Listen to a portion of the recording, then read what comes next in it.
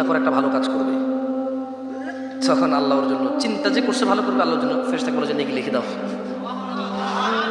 তো যখন ও করে ফেলে বলে যে ঠিক আছে বাড়াই লেখা। তো যখন কেউ খারাপ কাজ করবে, মানে জেনা করবে, প্রেমিকাকে বলবে আমার চুমা দাও নাহলে তুমি আমার ভালোবাসো না।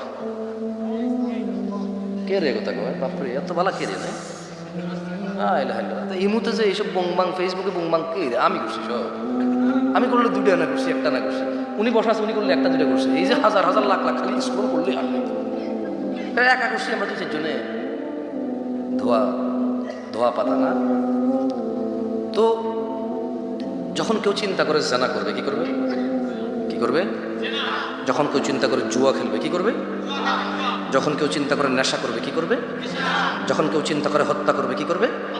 যখন কেউ চিন্তা করে অন্যের জমি নিজে চালাকি করে নিয়ে নেবে, কি করবে? যখন কেউ চিন্তা করে ওর অমুক জিনিস জানি ওর থেকে ব্ল্যাকমেইল করে টাকা উসুল করবো, এরকম চিন্তা করে, আল্লাহ তাআলা ফেরেশতাকে বলে যে না, তুমি গুনাহ লিখিও না। গুনাহ কি করিও না? লিখিও না। তো যদি ও এটা করে বসে, আল্লাহ ফেরেশতাকে বলে যে যতটুকু করছে ঠিক অতটুকু লেখো, বেশি লিখিও না। কি আল্লাহ পাইছে, আল্লাহ। আর নেকির ব্যাপার কি?